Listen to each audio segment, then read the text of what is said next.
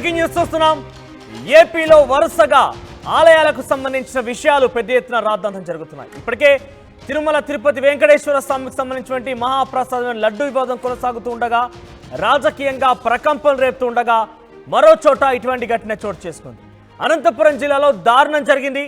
రామాలయ రథానికి నిప్పు పెట్టారు గుర్తెని దుండగులు.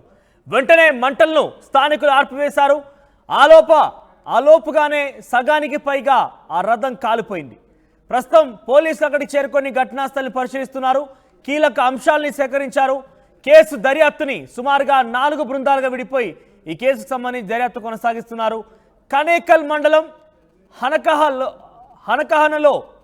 హనకహన హాల్లో ఘటన చోటు చేసుకుంది.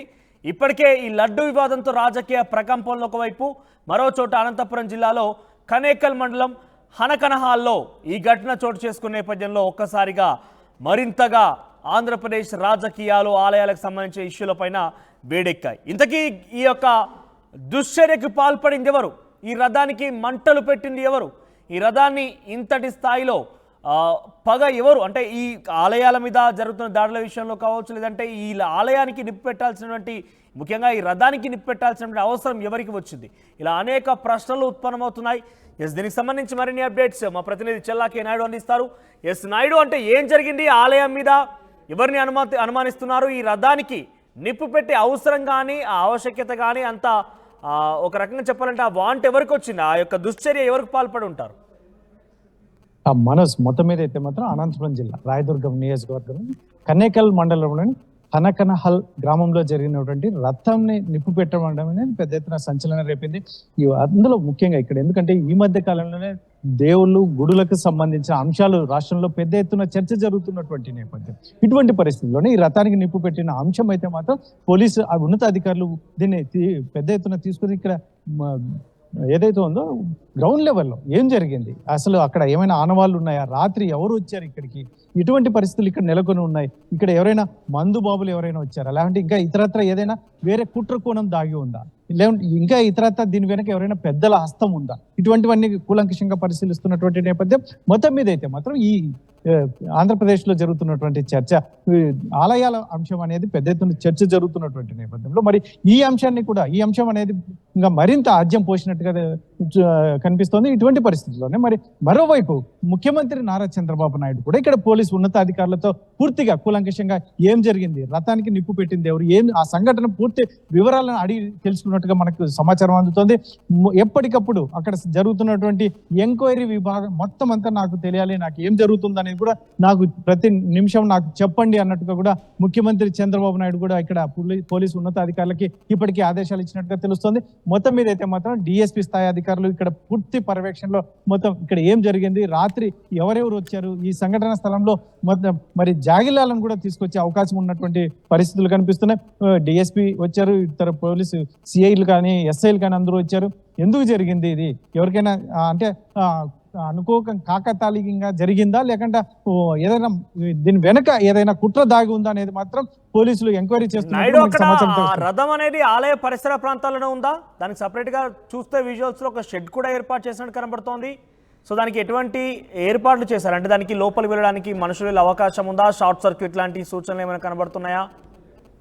అంటే ఆలయ ప్రాంగణంలోనే ఇది ఉంటుంది. మొత్తం షెడ్ కూడా అంటే అంత పగడ్బందీగా ఉండదు, కానీ కాకపోతే షెడ్ ఎందుకంటే వర్షం వచ్చినా ఎండకు అందు కూడా రథం దెబ్బతినకుండా ఆ రకంగా చేశారు. కాకపోతే చిన్న మామూలుగా పూర్తిగా క్లోజ్డ్ కాదు, కాకపోతే మనుషులు వెళ్ళే చిన్న సందులు కూడా ఉండే అవకాశం ఉంది. ఇటువంటి పరిస్థితుల్లోనే మీరు ఏదైనా ఖచ్చితంగా అక్కడ స్థానికులు అయితే చెప్తున్నది అయితే మాత్రం ఖచ్చితంగా దీని వెనక కుట్ర ఉంది, ఎవరో పెద్దలు ఉన్నట్టుగానే స్థానికులు చెప్తున్నారు. ఎందుకంటే అక్కడికి వెళ్ళి రథాన్ని లోపలికి వెళ్ళి తగలబెట్టాల్సిన అవసరం ఏముంది, అనుకోకుండా జరిగింది అంటే ఏదైనా ఎవరైనా సిగరెట్ కానీ ఇటువంటి వేసి ఉంటే తగలబడింది అంటే అదే చిన్న వస్తువు కాదు. కాకపోతే ఖచ్చితంగా దీని వెనక ఎవరో వాంటెడ్ గా చేశారు. ఇటువంటి పరిస్థితుల్లోనే ఇది రథం అనేది తగులబడిపోయింది.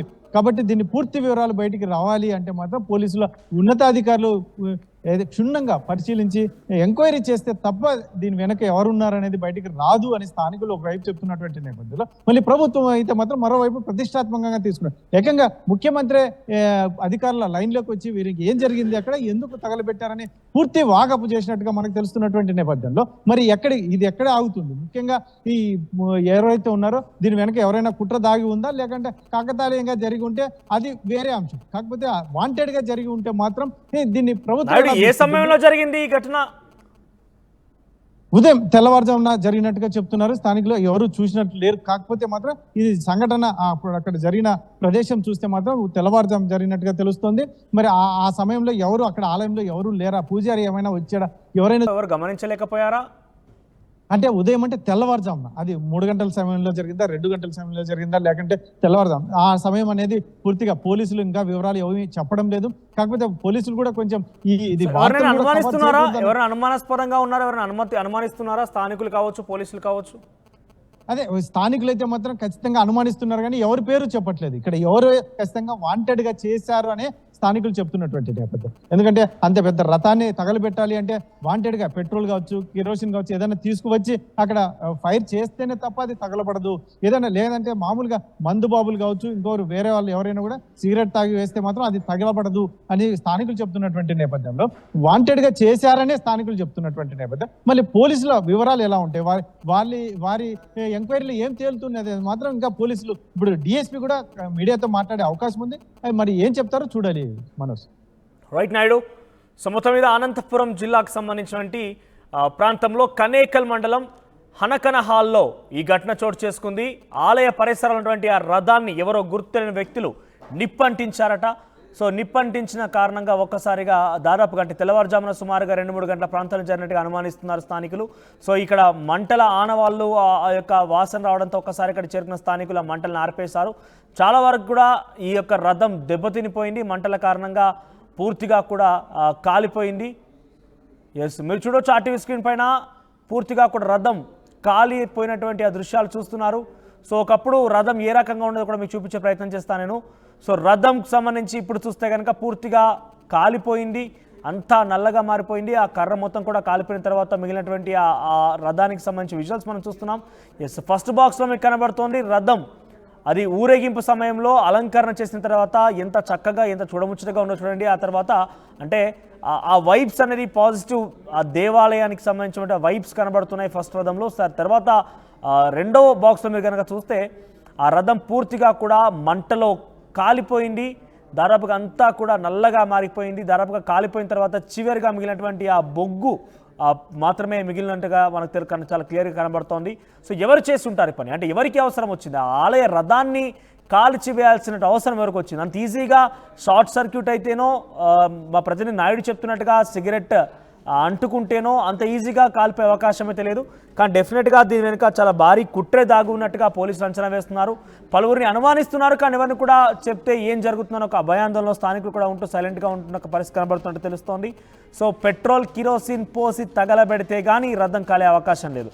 సో నిజంగానే అది కనుక చేయబడింది అని కనుక మనం తెలుసుకుంటే కనుక డెఫినెట్గా అంతకు మించిన వారు ఎవరు ఉండరు. ఎందుకంటే అసలు దీంతో ఎవరికి అవసరం ఉంది? దీంట్లో కూడా రాజకీయం చేయడమా, లేదంటే దీనిపై ప్రతీకారం తీర్చుకోవడం, ఎవరికంత కక్ష ఉందనేది మాత్రం అర్థం కావడం లేదు. కానీ మొత్తం మీద రథం అయితే కాలిపోయిన దృశ్యాలు మనం చూస్తున్నాం. సో దీనికి సంబంధించి ప్రస్తుతం పోలీసులు 4 బృందాలుగా విడిపోయి విచారణ చేపడుతున్నారు. సో ప్రత్యేకంగా డిఎస్పీ స్థాయి అధికారి కూడా అక్కడికి చేరుకొని ఈ యొక్క రథం కాలిపోయిన విషయాలపైన విచారణ చేపడుతున్నారు. చూద్దాం మరి ఎటువంటి ఆసక్తికర విషయాలు బయటికి రాబోతున్నాయి, ఎవరు ఈ పని చేసింది, ఈ పన్నాగానికి పాల్పడింది ఎవరన్న విషయం మాత్రం తెలియాల్సి ఉంది.